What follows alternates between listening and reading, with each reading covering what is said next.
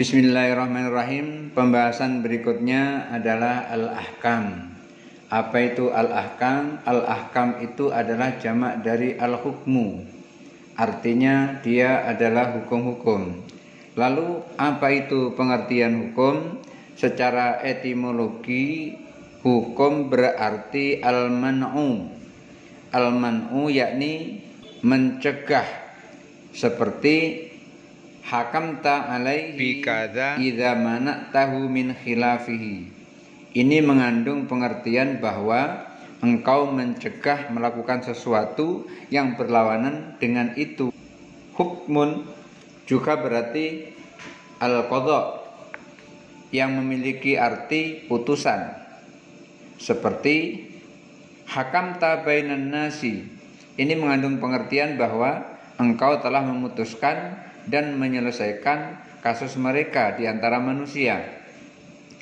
Di samping itu, ulama usul fikih mengatakan bahwa apabila disebut hukmun, maka artinya itu adalah pertama, menetapkan sesuatu atas sesuatu atau meniadakannya, seperti menetapkan terbitnya bulan dan meniadakan kegelapan dengan terbitnya matahari. Kedua, artinya adalah khitabullah, seperti aqimus shalah. Dalam hal ini yang dimaksud dengan hukum adalah nas yang datang dari syar'i. Ketiga, akibat dari khitabullah tadi seperti hukum ijab yang dipahami dari firman Allah aqimus shalah. Pengertian ini digunakan oleh para fuqaha atau ahli fikih. Keempat, berarti itu adalah keputusan hakim di dalam sidang pengadilan. Secara terminologi terdapat dua rumusan hukum yang dikemukakan para ulama usul fikih, yang pada esensi sebenarnya tidak terdapat perbedaan. Mayoritas ahli usul fikih mendefinisikan hukum dengan khitabullahi al-muta'allaku bi af'alil mukallafina iqtidaan aw tahjiran aw wad'an. Tuntutan Allah Ta'ala yang berkaitan dengan perbuatan orang mukallaf, baik berupa tuntutan, pilihan, atau menjadikan sesuatu sebagai sebab, syarat, penghalang, sah, batal, rukhsah, atau azimah. Al-Amidi dan Abdul Wahab Khalaf dalam mendefinisikan hukum mengganti kalimat khitabullahi ta'ala, tuntutan Allah Ta'ala, dengan khitabus syari', tuntutan syar'i, dengan tujuan agar hukum itu bukan saja ditentukan Allah, melainkan juga ditentukan Rasulullah melalui sunnahnya dan melalui ijma' para ulama. Akan tetapi, mayoritas ahli usul fikih menyatakan bahwa kalimat tuntutan Allah Ta'ala itu, khitabullahi ta'ala, maksudnya adalah Al-Quran. Dalam Al-Quran itu telah mencakup sunnah dan ijma'. Dengan demikian, apa yang dimaksud oleh Al-Amidi telah tercangkup pada kalimat tuntutan Allah Ta'ala dalam definisi jumhur ulama usul fikih di atas. Dari definisi di atas, para ulama usul fikih menetapkan bahwa hukum tersebut harus bersumber dari syarak. Apabila hukum itu bukan bersumber dari syarak, maka tidak dinamakan hukum.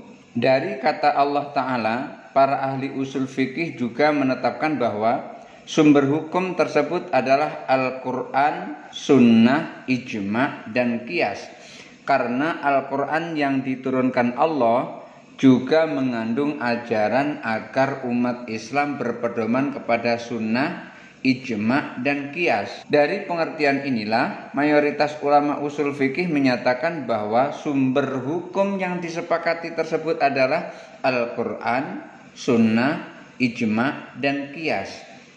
Namun demikian, para ulama usul fikih kontemporer seperti Ali Hasbullah dan Abdul Wahab Khalaf setelah mengemukakan rumusan hukum menurut usul fikih menyatakan bahwa sumber hukum sebenarnya adalah Al-Quran dan Sunnah.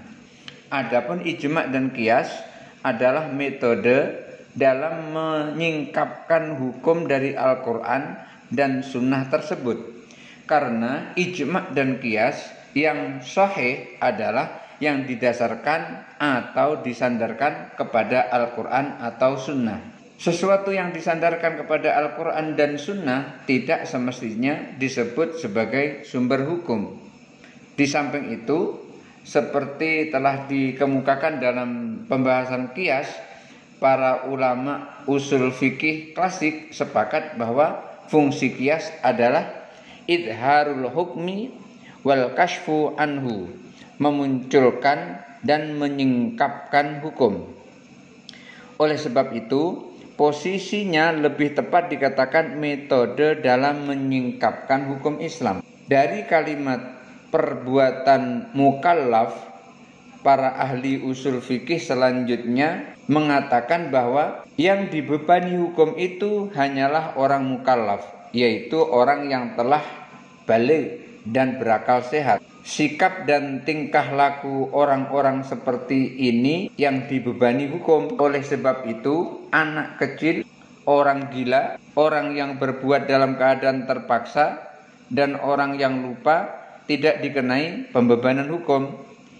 Orang mukallaf dalam definisi tersebut termasuk itlaqul am wa iradatul khususi. Pemakaian lafal itu untuk orang banyak, tetapi yang dituju sebenarnya adalah setiap orang yang telah baligh dan berakal. Akan tetapi setelah itu muncul persoalan, yaitu dalam banyak hal ternyata syariat Islam juga mengemukakan persoalan-persoalan hukum yang terkait dengan anak kecil atau orang gila, seperti mendirikan sholat, membayar zakat dari harta mereka. Dan apabila seorang anak masuk ke kamar orang tuanya harus minta izin. Berdasarkan hal itu, sebagai ulama usul fikih mengganti kalimat perbuatan mukallaf dalam definisi di atas dengan kalimat perbuatan hamba, sehingga anak kecil dan orang gila termasuk dalam tuntutan hukum tersebut. Akan tetapi pendapat ini ditolak oleh jumhur ulama usul fikih karena seluruh hukum yang terkait dengan anak kecil atau orang gila tidak dimasukkan sebagai orang-orang yang cakap dibebani hukum syar'i. Hukum-hukum tersebut disyariatkan bagi mereka hanya dalam bentuk pendidikan, bukan tindakan hukum yang mempunyai risiko. Di samping itu, untuk anak kecil dan orang gila, khitab asy-syar'i ditujukan kepada orang yang diwasiati untuk memelihara mereka atau kepada wali. Para orang tua, wali untuk memelihara mereka dituntut oleh syar'i agar mengajak anak-anak yang menjadi tanggung jawab mereka untuk melaksanakan sholat dan membayar zakat dari hartanya. Selanjutnya terdapat perbedaan pendapat ulama usul fikih dan ulama fikih dalam mengartikan hukum. Menurut ulama fikih, hukum adalah akibat yang ditimbulkan oleh khitab atau tuntutan. Maksudnya adalah tuntutan syar'i berupa wajib, mandub, hurmah, karohah, dan ibahah. Perbuatan yang dituntut itu menurut mereka disebut wajib, sunnah, haram, makruh, dan mubah atau boleh. Akan tetapi ulama usul fikih maksudnya mengatakan yang disebut hukum adalah tuntutan syar'i itu sendiri, yaitu dalil Al-Quran dan As-Sunnah. Misalnya Allah berfirman, aqimus sholata wa atuz zakata, dirikanlah sholat dan tunaikan zakat. Teks ayat ini menurut ahli usul fikih disebut dengan ijab. Akibat yang ditimbulkan dalil ini disebut dengan wujub, dan perbuatan yang dituntut disebut dengan wajib. Akan tetapi ulama fikih tidak membedakan dalil dengan akibat yang ditimbulkan dalil. Karena itu keduanya mereka sebut dengan wujub, dan perbuatan itu sendiri mereka sebut dengan wajib. Para penuntut ilmu yang dirahmati Allah, lalu hukum itu dapat dibagi menjadi berapa? Mayoritas ulama usul fikih membagi hukum kepada dua bagian besar, yaitu hukum taklifi dan hukum wad'i. Al-hukmu taklifiyu wal hukmul wad'iyu. Pertama, hukum taklifi.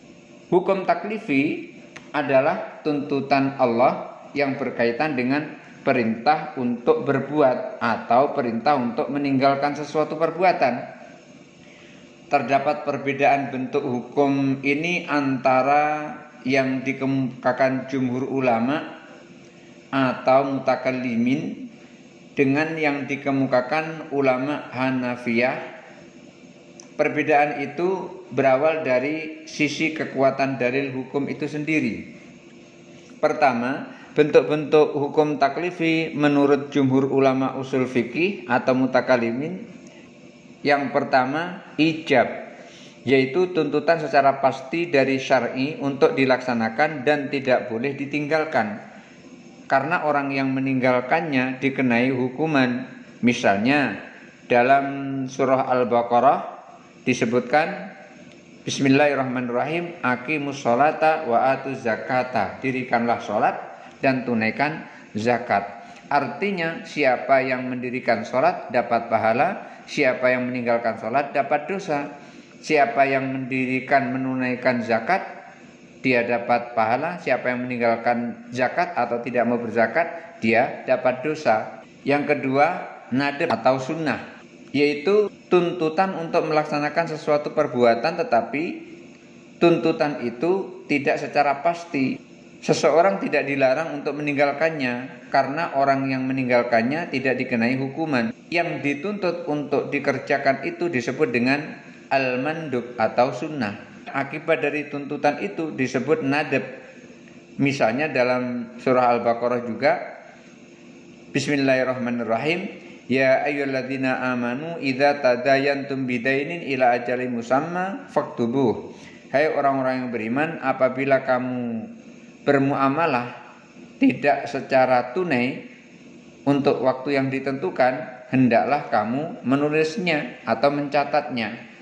Jadi nadab di sini dikerjakan mendapat pahala, ditinggalkan tidak apa-apa, tidak mendapat tuntutan apa-apa, tidak berdosa. Yang ketiga, al-ibahah, yaitu kitab Allah yang mengandung pilihan antara berbuat atau tidak berbuat. Akibat dari kitab Allah ini disebut juga dengan ibahah. Dan perbuatan yang boleh dipilih itu disebut dengan mubah. Misalnya firman Allah, فَإِذَا قُضِيَتِ الصَّلَاةُ فَانْتَشِرُوا فِي الْأَرْضِ وَابْتَغُوا مِنْ فَضْلِ اللَّهِ. Apabila telah ditunaikan sholat, maka bertebaranlah kamu di muka bumi untuk mencari karunia Allah atau rezeki Allah. Artinya mubah itu dikerjakan tidak apa-apa, ditinggalkan juga tidak apa-apa. Yang keempat, al-karohah atau sebut kita makruh atau sering kita sebut dengan makruh, yaitu tuntutan untuk meninggalkan sesuatu perbuatan, tetapi tuntutan itu diungkapkan melalui redaksi yang tidak pasti. Seseorang yang mengerjakan perbuatan yang dituntut untuk ditinggalkan itu tidak dikenai hukuman. Akibat dari tuntutan seperti itu disebut juga dengan karohah. Dan perbuatan yang dituntut untuk ditinggalkan disebut dengan makruh. Misalnya sabda Rasul sallallahu alaihi wasallam, abghadul halali indallahi at-talaku. Perbuatan halal yang paling dibenci Allah adalah talak. Artinya di sini adalah ketika dikerjakan tidak apa-apa, tapi ketika ditinggalkan mendapat pahala, itu namanya makruh. Kemudian yang kelima, tahrim. Tahrim itu adalah keharaman, yaitu tuntutan untuk tidak mengerjakan sesuatu perbuatan dengan tuntutan yang pasti. Akibat dari tuntutan ini disebut dengan al-hurmah, dan perbuatan yang dituntut itu disebut dengan al-haram. Misalnya firman Allah, la taqtulun nafsal lati harramallah, jangan kamu membunuh jiwa yang telah diharamkan oleh Allah. Khitab atau ayat ini disebut dengan tahrim. Akibat dari tuntutan ini disebut dengan hurmah. Dan perbuatan yang dituntut untuk ditinggalkan, yaitu membunuh jiwa seseorang, disebut dengan haram. Perbedaan istilah-istilah yang dikemukakan para ahli usul fikih dalam hukum taklifi ini, seperti untuk yang sifatnya perintah ada 3 istilah, yaitu al-ijabu, al-wujubu, dan al-wajibu. Demikian juga yang lainnya adalah karena perbedaan sisi pandang pada persoalan tersebut. Apabila khitab atau ayat tersebut dilihat dari sisi Allah sebagai penuntut, maka ayat yang mewajibkan sholat dan zakat itu disebut dengan ijab. Apabila ayat itu dilihat dari sisi mukallaf yang dituntut melaksanakan, maka tuntutan sholat dan zakat itu disebut dengan wujub. Sedangkan istilah wajib merupakan sifat dari perbuatan mukallaf yang dituntut Allah tersebut. Namun demikian, istilah-istilah tersebut, ijab, wujub, wajib, tahrim, hurmah, haram, dan sebagainya, sama-sama tuntutan syar'i, yaitu tuntutan Allah dan Rasulnya. Kedua, bentuk-bentuk hukum taklifi menurut ulama Hanafiyah.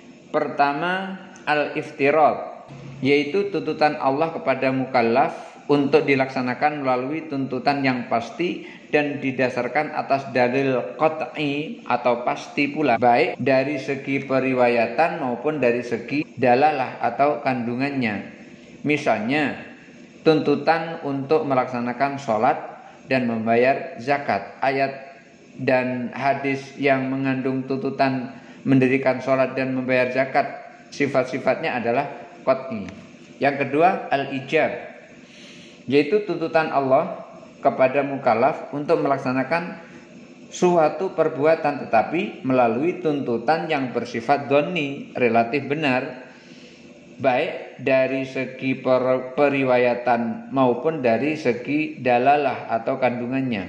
Misalnya, kewajiban membayar zakat fitrah, membaca Al-Fatihah dalam sholat, dan ibadah kurban. Perbuatan-perbuatan seperti ini menurut ulama Hanafiyah tuntutannya bersifat ijab dan wajib dilaksanakan, tetapi kewajibannya didasarkan atas tuntutan yang dhonni. Yang ketiga, an-nadbu, maksudnya sama dengan nadab yang dikemukakan jumhur ulama usul fikih atau al-mutakallimin, yaitu dikerjakan mendapat pahala, ditinggalkan tidak apa-apa.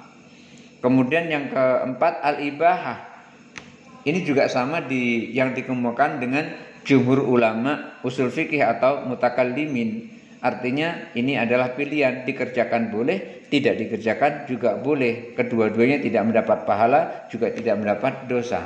Yang kelima, al-karahatu tanzihiyatu, yaitu tuntutan Allah untuk meninggalkan sesuatu pekerjaan, tetapi tuntutannya tidak dengan pasti, seperti larangan berpuasa pada hari Jumat. Itu adalah karohah at-tanzihiyah di kalangan Hanafiyah. Sama pengertiannya dengan al-karohah di kalangan jumhur ulama usul fikih atau mutakallimin, yaitu dikerjakan tidak apa-apa, ditinggalkan mendapat pahala. Yang keenam, al-karohatut tahrimiyah, yaitu tuntutan Allah untuk meninggalkan sesuatu perbuatan dengan cara pasti, tetapi didasarkan pada dalil yang dhonni, baik dari segi periwayatan maupun dari segi dalalah atau kandungan hadis itu atau kandungan dalil itu.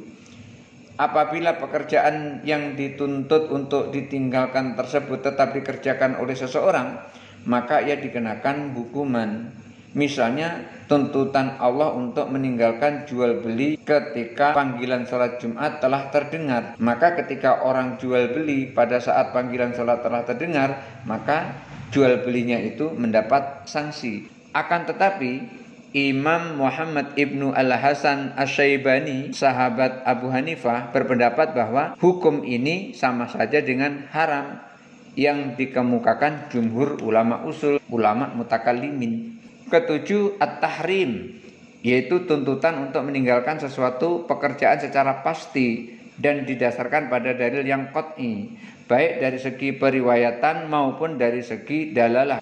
Misalnya larangan membunuh orang dan melakukan perzinaan. Itu qat'i dalilnya, bukan dhonni, itu sudah pasti. Perbedaan pembagian hukum taklifi antara jumhur ulama usul fikih atau mutakallimin dengan ulama Hanafiyah tersebut adalah bertolak dari sisi kekuatan dalil hukum. Perbedaan pembagian hukum tersebut berakibat kepada: pertama, apabila suatu tuntutan fardu atau tahrim diingkari seseorang, menurut ulama Hanafiyah hukumnya kafir, karena hukum fardu atau haram ditetapkan berdasarkan dalil qat'i yang tidak mungkin ditakwilkan. Apabila tuntutan ijab atau wajib diingkari seseorang, maka orang tersebut tidak dihukumi kafir karena hukum wajib itu ditetapkan berdasarkan dalil dhonni. Akan tetapi jumhur ulama usul fikih atau mutakallimin tidak membedakan antara fardu dengan wajib. Orang yang mengingkari sesuatu yang fardu, wajib, dan haram tetap dihukumi kafir. Kedua, ulama Hanafiyah mengatakan bahwa apabila seseorang meninggalkan pekerjaan fardu dalam suatu ibadah, maka ibadahnya batal dan ia wajib mengulanginya dari awal. Misalnya, seseorang meninggalkan rukuk atau sujud dalam sholat, hukum keduanya fardu, maka sholatnya batal dan ia wajib mengulanginya dari awal. Akan tetapi apabila yang ditinggalkan itu pekerjaan yang wajib, maka amalannya tidak batal tetapi tidak sempurna. Misalnya meninggalkan bacaan surah Al-Fatihah dalam setiap rakaat sholat. Orang yang tidak membaca Al-Fatihah dalam sholat, menurut mereka sholatnya kurang sempurna. Ia boleh mengulanginya atau boleh juga melanjutkan sholatnya, tetapi ia berdosa karena telah meninggalkan yang wajib. Akan tetapi jumhur ulama usul fikih atau mutakallimin berpendapat bahwa apabila amalan sholat yang wajib atau yang fardu ditinggalkan, maka sholatnya batal. Kalau mereka kan tidak batal, cuman tidak sempurna. Tapi kalau menurut ulama mutakallimin atau jumhur ulama usul fikih, sholatnya batal. Karena mereka tidak membedakan antara yang fardu dengan yang wajib. Oleh sebab itu apabila seseorang meninggalkan bacaan Al-Fatihah dalam sholat, maka sholatnya batal dan ia wajib mengulang sholatnya lagi. Ketiga, perbuatan yang masuk dalam karohah at-tahrimiyah menurut ulama Hanafiyah apabila dikerjakan mendapat dosa sekalipun orang yang mengingkarinya tidak dihukumi kafir. Sedangkan perbuatan yang termasuk karohah at-tanzihiyah pelakunya tidak dihukum, tidak dicela dan tidak dikenai dosa, tetapi perbuatan itu tidak masuk perbuatan yang bernilai utama. Akan tetapi menurut jumhur ulama usul, maksudnya adalah jumhur ulama usul fikih atau ulama mutakallimin, karohah itu hanya satu bentuk, tidak ada tanzih, tidak ada tahrim, hanya satu bentuk. Pelakunya tidak dikenai hukuman, tetapi dicela. Sedangkan karohah at-tahrimiyah dalam peristilahan Hanafiyah sama dengan hurmah dalam peristilahan jumhur ulama usul fikih atau mutakallimin. Jadi Kalau menurut ulama Hanafiyah, karohah tahrimiyah itu kalau menurut ulama Syafi'iyah atau ulama usul fikih itu adalah sama dengan tahrim atau haram, bukan makruh. Apabila diperhatikan pembagian hukum dari kedua aliran usul fikih di atas, maka ada beberapa catatan yang dapat dikemukakan. Pertama, jumhur ulama usul fikih juga membagi hukum mandub dan makruh kepada beberapa bagian atau beberapa tingkatan. Misalnya tentang hukum mandub, mereka membagi menjadi sunnah al-mu'akkad dan sunnah ghairu mu'akkad. Namun demikian, mereka tidak menempatkan pembagian ini sebagai bagian tersendiri dari hukum taklifi. Kedua, perbedaan antara yang fardu dengan yang wajib menimbulkan implikasi membingungkan. Misalnya, membaca surah Al-Fatihah dalam setiap sholat. Apabila pembagian tersebut diikuti, akibatnya adalah bacaan itu fardu bagi Rasulullah dan sahabat yang langsung menerima dan mendengar hadis dari Rasul, sehingga kalau tidak dibaca sholat mereka batal. Sedangkan bagi sahabat lain yang tidak menerima dan mendengarkan langsung hadis itu dari Rasulullah dan generasi sesudahnya, maka hukum membacanya menjadi wajib, sehingga apabila ditinggalkan tidak membatalkan sholatnya. Karena hadis yang berbicara tentang Al-Fatihah dalam sholat hanya hadis ahad. Hal seperti ini jelas tidak diterima syara, karena tidak ada perbedaan antara Rasul, para sahabat yang mendengar dan menerima hadis secara langsung dari Rasul, dan kaum muslimin lainnya mengenai kewajiban membaca surah Al-Fatihah dalam sholat. Ketiga, hukum-hukum syara yang bersifat qat'i baik dari segi periwayatan maupun dalalahnya sangat terbatas. Hal ini juga membawa akibat terbatasnya hukum fardu sebagaimana yang dikemukakan ulama Hanafiyah. Keempat, perbedaan lafal fardu dengan wajib secara etimologi tidaklah membawa pengaruh dalam hukum dan tidak bisa dikuatkan salah satu di antara keduanya, karena pembicaraan para ulama usul fikih tentang fardu dan wajib adalah dalam pengertian terminologisnya. Di samping itu Al-Quran menggunakan kedua lafaz tersebut, fardu dan wajib, untuk makna yang sama. Misalnya, faman farada fihinnal hajja, barang siapa yang menetapkan niatnya dalam bulan itu untuk mengerjakan haji. Kata fardu dalam ayat ini berarti aujaba, diwajibkan. Kelima, perbedaan lafaz fardu dan wajib di kalangan kedua aliran usul fikih tersebut semata-mata perbedaan lafal dan istilah, sesuai dengan yang diungkapkan Al-Amidi. Wabil jumlati fal mas'alatu lafziyatan, prinsipnya perbedaan itu hanya bersifat lafzi. Al-Mahalli juga mengatakan wahwa ay al-khilafu lafziyun ay aidun ilal lafzi wat tasmiyati. Hal tersebut hanya perbedaan lafaz, yaitu kembali kepada persoalan lafaz dan penamaan. Para ulama usul fikih sendiri mengatakan la musyahata fil istilahi, tidak ada pengaruh dan perbedaan istilah selama kandungan dan maknanya sama.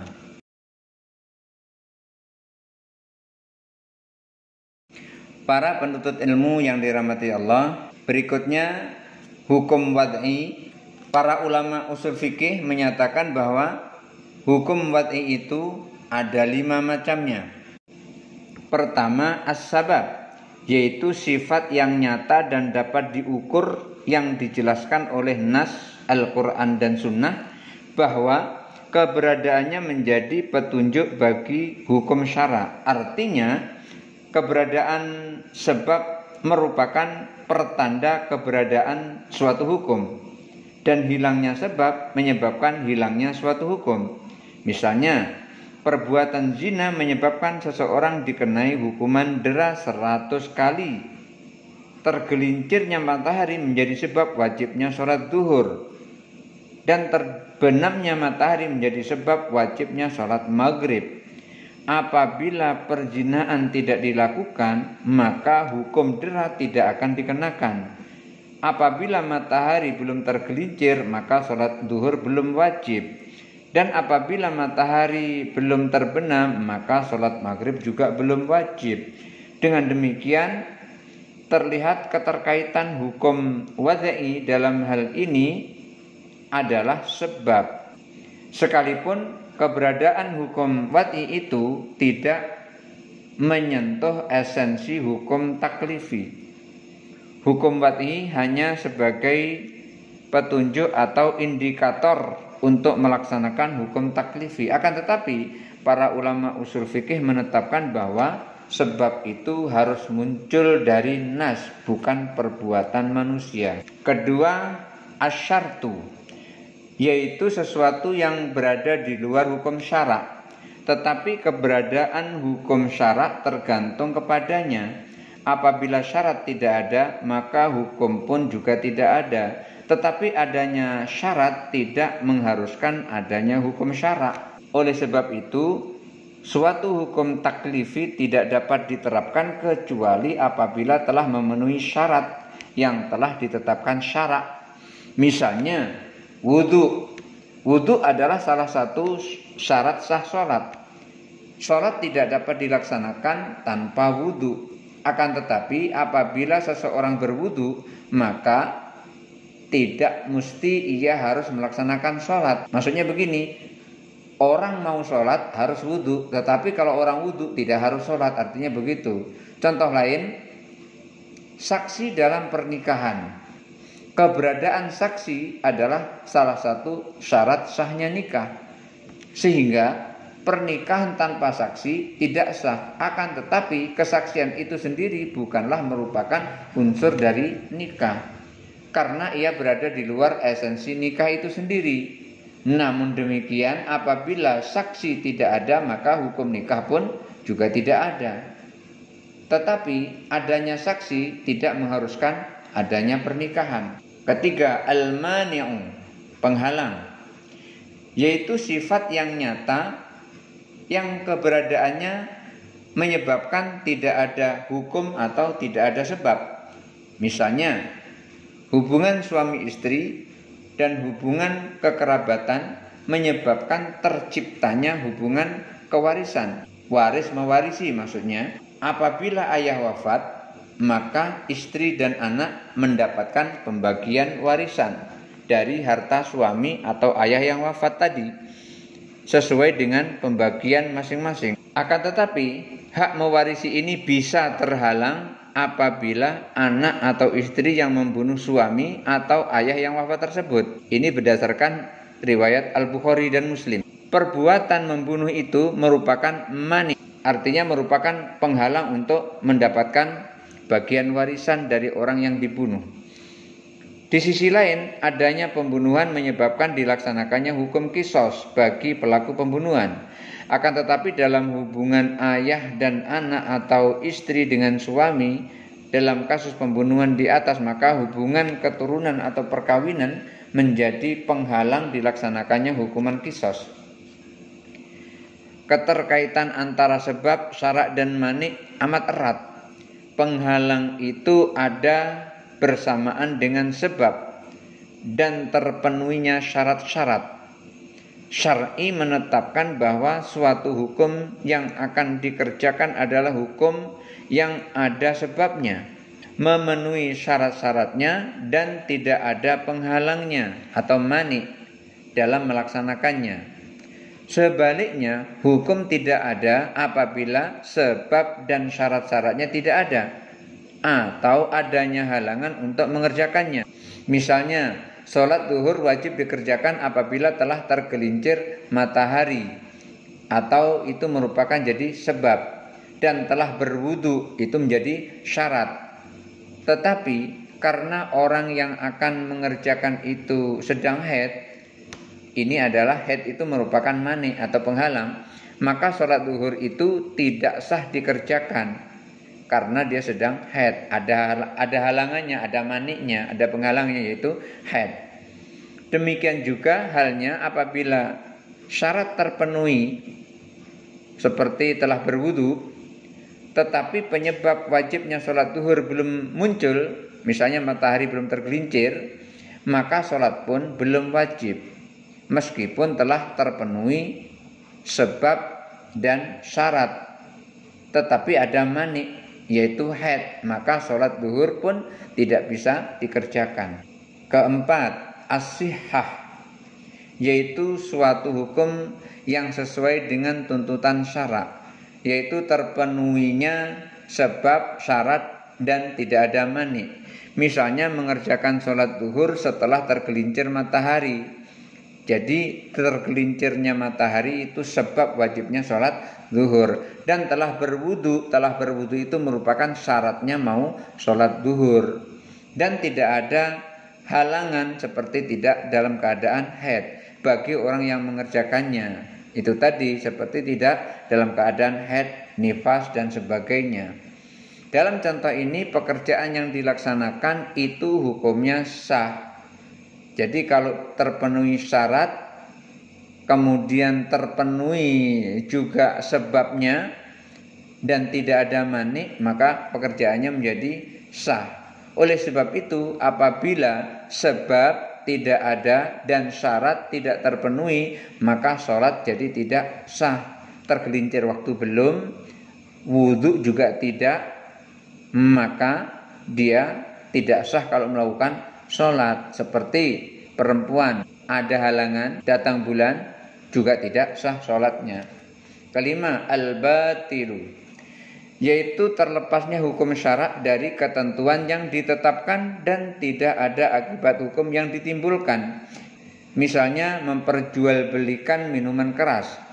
Akad ini dipandang batal karena minuman keras tidak bernilai harta dalam pandangan syarak. Kelima, al-azimatu warrukhsatu. Azimah adalah hukum-hukum yang disyariatkan Allah kepada seluruh hambanya sejak semula. Artinya belum ada hukum sebelum hukum itu disyariatkan Allah, sehingga sejak disyariatkan seluruh mukallaf wajib mengikutinya. Imam Al-Baidawi, ahli usul fikih Syafi'iyah, mengatakan bahwa azimah itu adalah hukum yang ditetapkan tidak berbeda dengan dalil yang ditetapkan karena ada uzur.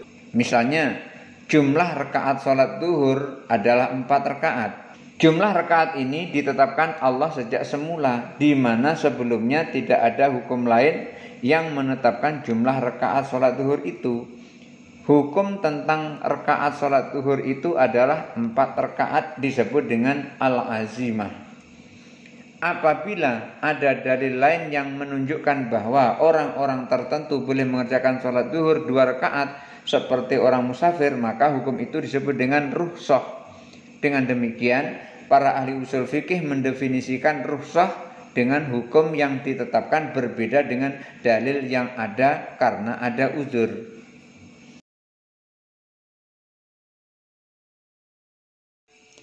Berikutnya, pengertian hakim, mahkum fih, dan mahkum alaih.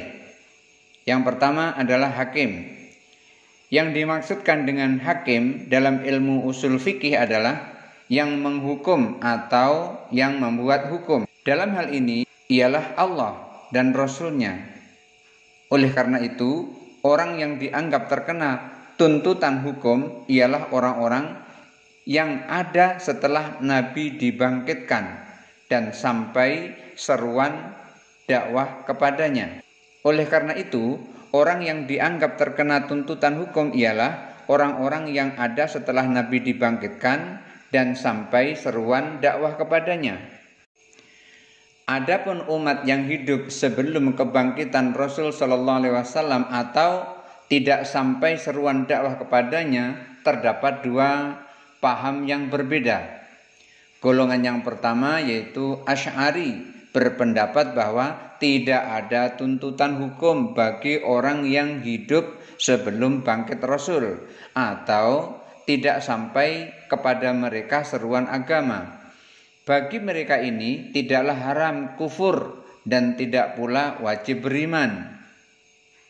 Golongan ini beralasan dengan firman Allah, "Wa ma kunna mu'adzibina hatta nab'atsa rasula." Dan kami tidak akan mengazab sebelum kami mengutus seorang rasul. Juga beralasan atau berlandasan dengan firman Allah, "Rusulan mubasysyirina wa mundhirina li'alla yakuna lin-nasi 'alallahi hujjatum ba'dar rusul." Mereka kami utus selaku rasul-rasul pembawa berita gembira dan pemberi peringatan agar tidak ada alasan bagi manusia membantah Allah sesudah diutusnya rasul-rasul itu.